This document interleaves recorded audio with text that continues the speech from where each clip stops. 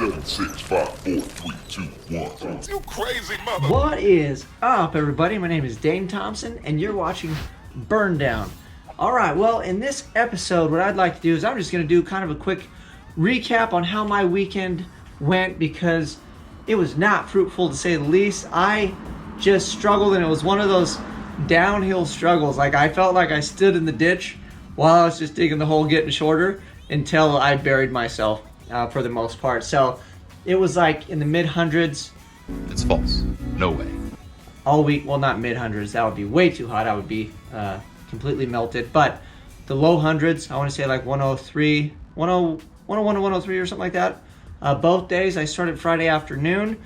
I pulled the Maliboom in, flipped it around. My wife helped me park it backwards. And I am out of space because I still have the bubble top here, and then I have another job that's waiting on my side yard. So this needs to move out so I can't block the driveway. Being impatient, you know, just like everybody else is, because I really want to get my car down and get it rolling. I'm like, I'll just put it there and it won't be that bad. We'll be okay. I'll struggle with it in the dirt. Well, it was that bad. It is so terrible to roll around in the dirt. I'm sorry for anybody on here that doesn't have like a decent work area and you roll around in the dirt or in the gravel, mind you, like I did.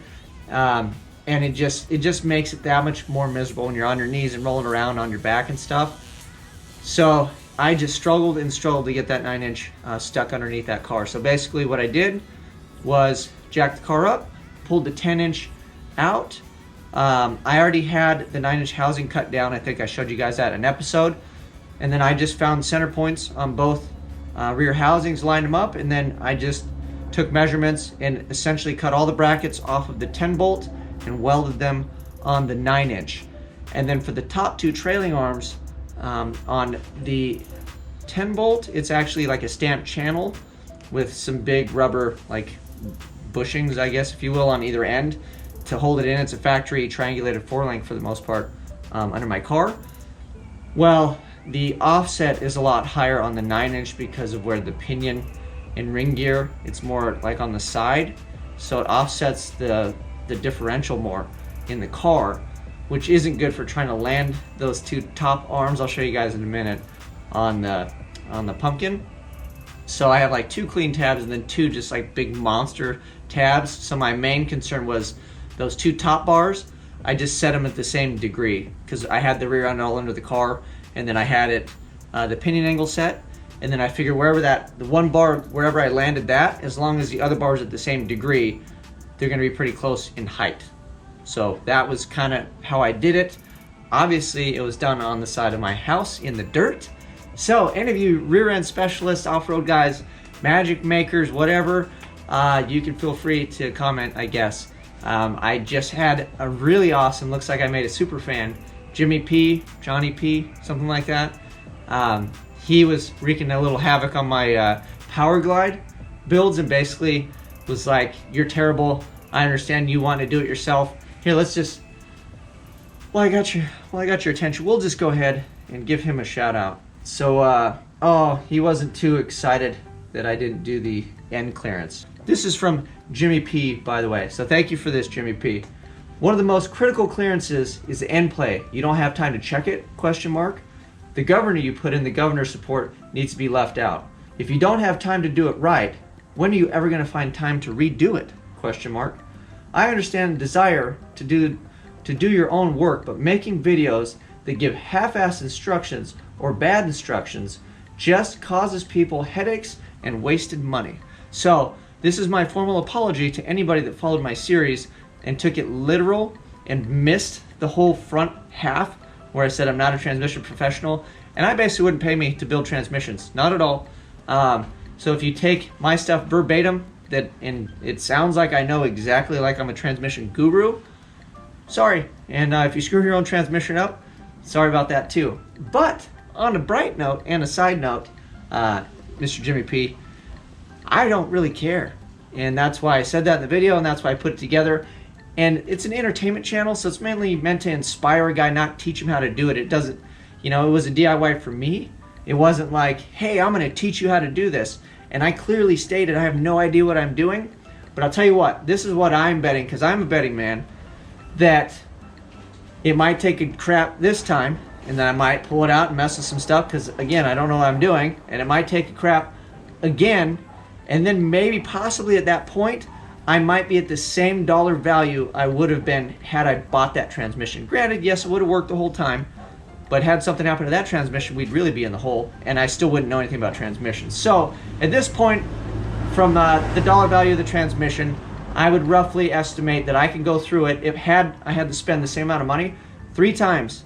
So if I can't get that transmission right in like 3 tries, then yeah, I am the world's worst transmission builder, and I pretty much am right now, according to the internet and Jimmy P and everybody else. But you know what? You got to start somewhere. Just like paint, just like welding, just like everything else. So I'm more than proud of my crappy transmission. It may or may not work. I have no idea. We'll put it under the car, and when it doesn't work, I'm gonna be like, Jimmy P, you screwed me, and you're gonna be my new transmission arch nemesis. But at least thanks for the input that you gave me, saying I need to take that part out or whatever. Another guy was nice enough to actually send me the governor delete, so that was really cool. So thank you, and I will be putting that in. So with that all being said, that long-winded thing of the super fan, I figured we'd throw that in there because I missed my what's happening last week. So thank you, Jimmy P, for your input and not believing in me. Possibly if you'd like to come kick my dog, shoot me a DM. I can get you the address. We'll just set him out there. He's kind of old, so if you take it easy on me, I appreciate it. But let's get back to 49-inch parts, and I'll show you guys kind of what we got. And this is a big mess too, so if you're a rear end guy, you should probably just turn it off now, because you're gonna get irate and start just tapping those keys and sending me non-friendly comments. So check this out, guys. All right, first and foremost, this, yeah, look at all these too. These are all coconut waters. Dude, I went through a whole case because it was like 1,000,000 degrees. Yeah, so that was pretty much my weekend, was just trying to hydrate and not melt. But my buddy Roy came through.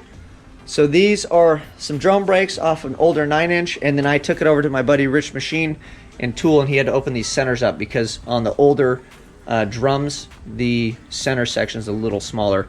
And this is Ford pattern, and I thought that I had Chevy pattern wheels, or see, I'm a terrible rear end guy, axles, but I don't. So these are 5-on-5 studs right now. They came out of a gasser, and then these are Ford car pattern. So I actually have to return the wheels that I bought. Yeah.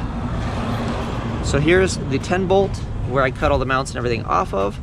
These are those big tabs I was telling you where the arms get captured. And here is what we look like right now. So spring perches, I made the upper arms, I made that big ass mount on that side. Those tabs, this tab is better, and it's because of the offset. But everything is in, bolted down, shocks mounted up. These are not mounted yet, obviously. And I gotta put the backing plates, get these things put in, and I've gotta knock all these studs out. I got screw-in studs, and then I've gotta get Ford pattern wheels. So that is pretty much where we're at.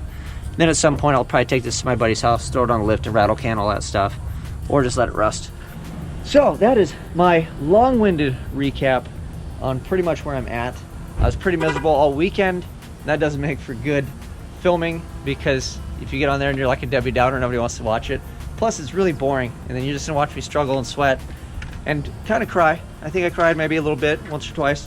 Camera wasn't running, so I could do those things, but that's pretty much it. So hopefully we get a little bit further, and I'll keep you guys kind of posted up on this as far as we go. And then coming up this week, I think I'm gonna drag you guys with me to Irwindale, because I think, don't quote me on it, but Bodie, I believe, is coming down from NorCal, and he will be at Irwindale. So I'm gonna take my camera, go through some of the pits and see some things going down. So if you like this, like, subscribe, share. If you don't, like, subscribe, or dislike, and share it anyway. And somebody is behind me. I gotta go. You guys keep it locked. I'm out. Hey, say I'm out. We're out.